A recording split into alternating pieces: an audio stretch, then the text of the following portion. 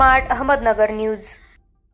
कोथरूड प्रकरणावरून आरपीआयचे सासवड येथे आंदोलन। मिलिंद एकबोटेला पुरंदर तालुका हद्दपार करा। पंकज दिवार सासवड। कोथरूड येथे 3 दलित मुलींना पोलिसांनी 7 तास डांबून ठेवले व त्यांचे शारीरिक व मानसिक शोषण केले। शोषण करणाऱ्या पोलिसांच्या विरोधात काही सामाजिक कार्यकर्ते व लोकप्रतिनिधी यांनी पोलीस स्टेशन येथेच ठिय्या आंदोलन केले, तरी देखील पोलिसांनी या मुलींचे शोषण करणाऱ्या पोलिसांविरोधात तक्रार दाखल करून घेतली नाही। त्यामुळे पोलीस प्रशासनाच्या दडपशाही विरोधात निषेधार्थ बऱ्याच सामाजिक संघटना कार्यकर्ते यांनी आंदोलन सुरू केलेले आहे। त्याच पार्श्वभूमीवर सासवड येथे रिपब्लिकन पक्षाचे तालुका अध्यक्ष पंकज दिवार यांचे नेतृत्वाखाली सासवड नगर परिषदेसमोर आंदोलन करण्यात आले। यावेळी पुढील प्रमाणे मागण्यांचे निवेदन सासवड येथील पोलीस स्टेशनचे पोलीस उपनिरीक्षक वैभव सोनवणे यांना देण्यात आले।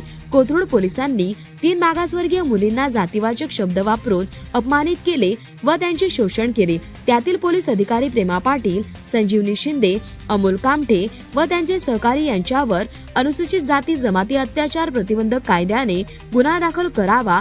दिनांक 26 जुलै 2025 रोजी पुणे येथे संविधान का बदलावे या पुस्तकाचे प्रकाशन करणाऱ्या लेखक ॲडव्होकेट शिवाजी गोखरे तसेच त्यांना सहकार्य करणारे मिलिंद एकबोटे व त्यांचे सहकारी यांच्यावर देशद्रोहाचा गुन्हा दाखल करावा। मिलिंद एकबोटे हे भीमा कोरेगाव दंगलीतील मुख्य आरोपी आहेत, तसेच सन 2000 साली सासवड येथे झालेल्या मुस्लिम हिंदू दंगलीतील आरोपी आहेत व सातत्याने ते दंगली घडवण्यासाठी प्रयत्न करीत असतात। त्यांचे सातत्याने पुरंदर तालुक्यात येणे जाणे असते।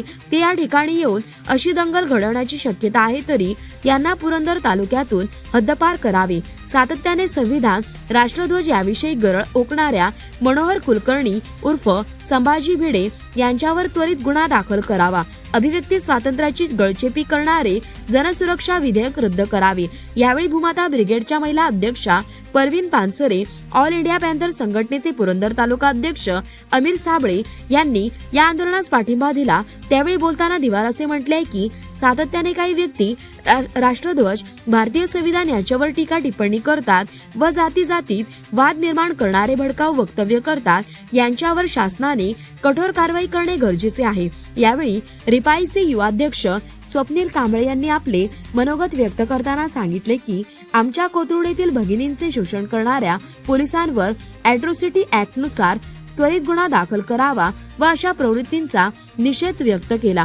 रिपब्लिकन पक्षाचे पदाधिकारी व अनेक कार्यकर्ते यावेळी दीपक जाधव, योगेश भोसले, रवी वाघमारे, अजय दिवार, युवराज दिवार, मनीष रणपिसे, प्रिन्स साबळे, स्वप्नील खरात, राकेश कांबळे, राज निघोल, अतिश गायकवाड, प्रतीक दिवार, अमीर साबळे, विकास देशमुख, मयूर बेंगळे, सागर यादव, विजय मंडल, प्रस्मित दिवार, सोपान उबाळे, सूरज आहेर, सिद्धेश सौरे, प्रसाद सकट, गणेश काकडे आदी यावेळी उपस्थित होते। प्रतिनिधी अशोक कुंभार। सांगू इच्छितो की परवा दिवशी कोथरूड येथे 3 मागासवर्गीय मुलींना पोलीस प्रशासनाने डांबून ठेवलं, 7 तास डांबून ठेवलं चौकशीसाठी।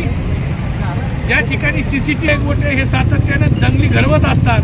पुरंदर तालुक्यामध्ये 2000 साली जी दंगल घडवली होती त्याचे ते मुख्य सूत्रधार होते, भीमा कोरेगाव दंगलीचे मुख्य सूत्रधार होते आणि त्या माणसाचा सातत्याने पुरंदर तालुक्यात वावर वाढतोय, म्हणजे ते पुन्हा दंगल घडवण्याची शक्यता आहे। त्यामुळे पोलीस प्रशासनाने त्यांना चाप बसवावा, त्यांच्या योग्य ती कारवाई करावी, या आमच्या मागण्या होत्या आणि त्या मागण्या मान्य व्हाव्यात यासाठी आंदोलन केलं।